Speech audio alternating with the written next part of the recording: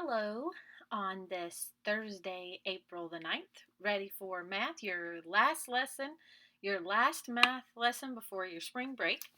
Um, Today we are doing the page that looks like this, The World of Fractions. And this is page 285 in your book, page 285. We're going to walk through this together. This is talking about how we use fractions in real life. What are some real ways in which we use fractions? We see it here at the top. We see medicine. And if you don't follow the instructions properly, it could be harmful to you if you don't know exactly how which dose to use.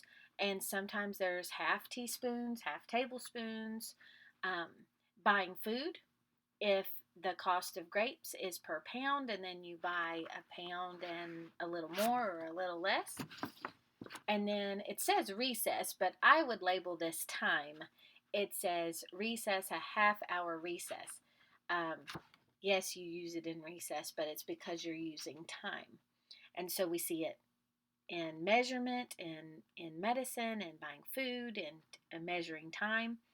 And it says in the orange box, fractions in our daily lives are usually connected to measurement of length, weight, and capacity. A carpenter would use fractions all the time, right, in measuring. My father-in-law had something put in one time. I think it was like a hot water heater or something.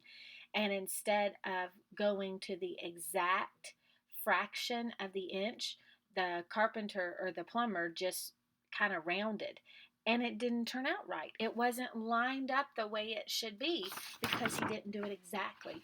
You can't be lazy when it comes to doing your job. You have to know exact, and that means using fractions because not everything is going to round to a whole number. It's true in baking too. There are sometimes I've used recipes. I have this one cookbook that's really specific, and I have used recipes that have called for like a cup and 3 tablespoons. So they're trying to get the exact measurement.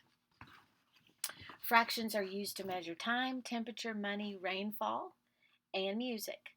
And then it gives you this whole blue section is talking about fractions in music. And so let's look at this together. It says fractions specify the duration of notes for a piece of music. On a musical staff, okay, so that's the where you've got the lines going across. The time signature indicates how many beats are in a measure and which note gets one beat. The shapes of the notes show the musician how long to play the note. In music, written with 4 beats to a measure, the notes can have the following values. The musician would play a whole note lasting the whole measure, and an eighth note for 1/8 of a measure. So it shows you here the different types of notes. So a whole note would use 4 beats, a half note would use 2, and then so on. And now it's going to give you questions, and they want us to write an equation first and then solve. Okay, so let's look at the questions together. It says, how many 16th notes does it take to complete a measure of 4 beats? Okay, to complete a measure of 4 beats. So I'm starting with a measure of 4 beats, and a 16th note, if you look under the part where it describes the note, it says that it has a fourth of a beat. So what I'm going to do is I'm actually going to take the full measure, 4, and I'm going to divide it by 1/4.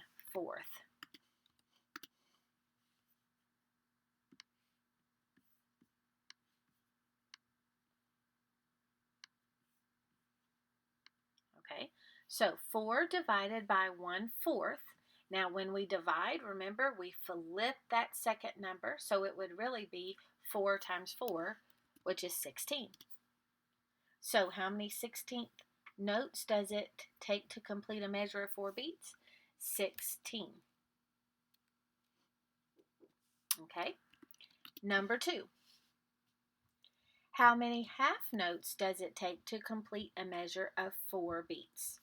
So I'm going to do the same thing, except I'm going to look at how many beats a half note has, and a half note takes up 2 beats. So if I have a measure that has 4 beats in it, I'm just simply going to divide by 2, and what do I get? 4 divided by 2 is 2. It's only going to take 2 of those half notes. Okay, number 3. How many beats are in 3/8 notes? So if I look at my chart, I go to the 8th note, this one, okay, and it's got a half a beat. So it says how many beats are in 3? So 3 times half. I'm going to multiply straight across, so that would give me 3 over 2, which would equal what? 1 1/2. So how many beats are in 3/8 notes? 1 1/2 beats are in 3/8 notes. Okay, how many beats are in 11 16th notes? So I'm going, a 16th note is a fourth of a beat. So I'm going to do 11 times 1/4. I multiply straight across, that gives me 11th fourths. And then I fix that, 4 goes into 11, 2 times, with a remainder of 3/4. 2 3/4 would be my answer there. Then it says, how many beats are in 1/8 note and 1/16 note? So now I'm adding. So how many beats are in an 8th note? 1/2, so half plus 16th is a fourth. A half plus a fourth. Now, I can change a half in my head, can't I? To have a denominator of 4, it's going to be 2/4, right? So 2/4 plus 1/4 equals 3/4. Okay? So 3/4. Number 6. How many beats are in 3/8 notes and 6 16th notes? So let's do these one at a time. So 3/8 notes, an 8th note is a half of a beat. So 3 times a half. And if I see that in my head as halves, I can put 2 halves together and make 1, and then I've got 1/2 left over, right? So I know that should be 1 1/2. Then let's come over here and do the 16th part. 6 16th notes. So 1/4 times 6. You can kind of see that in your head also. If you take 4, it takes 4 to make a whole, and then you've got 2 left over. So you would have a whole and 2/4. If you want to multiply straight across, you can. It would be 6 over 4, and then that would equal 1 2/4, which is the same as 1 1/2. So now look, I've got 1 1/2 plus 1 1/2. What would that equal? 1 1/2 plus 1 1/2, I would have 2, and then those 2 halves make another one, so 3. So the answer to number 6, how many beats are in 3/8 notes and 6 16th notes, is 3. 3 beats. Number 7, how many 8th notes are needed to complete a measure with 1/2 note?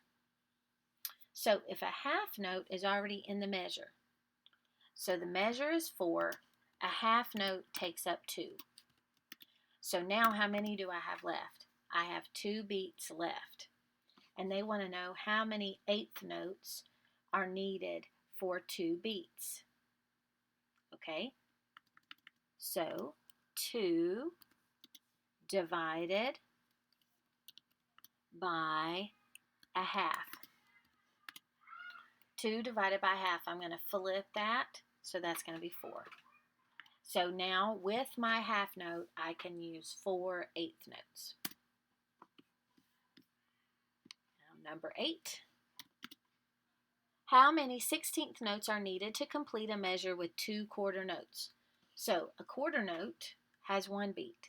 Well, if I already have 2 quarter notes, that leaves me with 2 beats left, right? Just like the problem before. So I have 2 beats left, and they want to know how many 16th notes I need for 2 beats.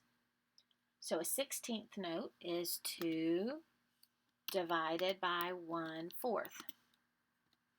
Okay, so I'm going to flip. So 2 times 4 is 8. So I need 8 notes. Okay, got it? All right, now let's look at the back. Now, the back is interesting because it tells us more about how the government works, and it's talking about votes needed in order to pass things. And so what it says at the top is that fractions are used in various ways in the U.S. Congress. Passing an amendment to the Constitution requires a 2/3 vote in the Senate and a 2/3 vote in the House of Representatives. And then it shows us at the bottom that we have 100 in the Senate and 435 representatives because those are based on the population of the states. Okay? To pass a bill, over half of the senators must vote yes and over half of the representatives must vote yes. Then it says the president has 10 days to make a decision. He can sign it or veto it. If he vetoes it, then it goes back and they have to have 2/3 of vote in the Senate and 2/3 of vote in the House for it to pass over the president's veto. Okay, now let's look at the questions here. Because of that information that they gave us, number 9 on the back says, it takes more than 1/2 of the 100 senators to pass a bill. How many votes does it take to pass a bill in the Senate? Okay, not half, but more than half. So what would be more than half of 100? 51, right? Half of 100 is 50, so more than a half would be 51. Okay, look at 10. It takes more than 1/2 of the 435 representatives to pass a bill. What is the fewest number of votes needed to pass a bill in the House of Representatives? So if you take 435 and divide it by 2, I'll wait for you to do that.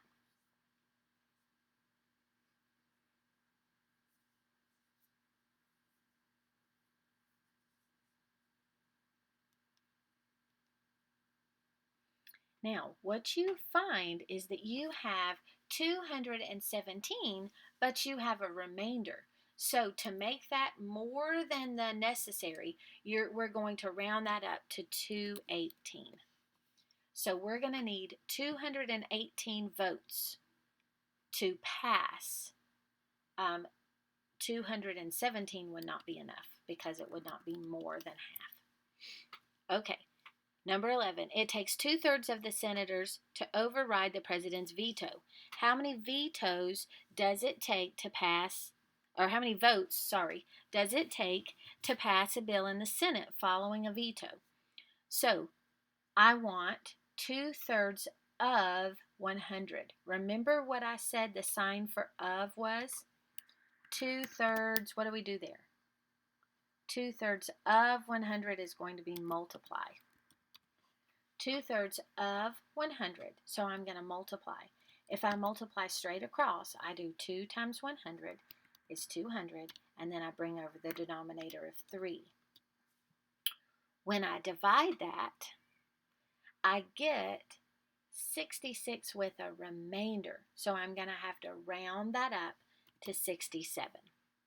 So 67 votes are needed in the Senate to override a veto. Okay, now you can probably guess the next question. 2/3 of the representatives, 2/3 of the vote of the representatives are needed to override it in the House. So what's 2/3 of 435? So if I multiply straight across, 2 times 435 is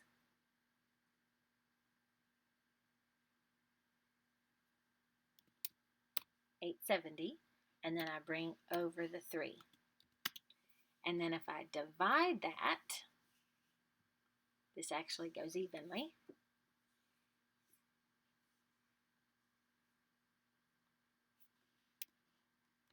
You get 290. 290 votes are needed. Okay, last one. 13. It takes 3/4 of the 50 states to ratify an amendment to the U.S. Constitution. How many states must approve a constitutional amendment? Okay, it's 3/4 of 50. So I do 3 times 50, which is 150, and I bring over that 4. And then again, this doesn't go on evenly, so I have to bump up to the next number, and my answer should be 38 states. 38 states. Okay, now in the comments, I want you to show me a common way among your house or in the world, just in life, that we use fractions that maybe not necessarily has been used. One place you might find it is if you go and you look in one of your mom's or dad's cookbooks. Find me a fraction that you see there. Look on one of the cereal boxes or one of the food boxes and see if you can find some sort of a fraction in the nutrition label.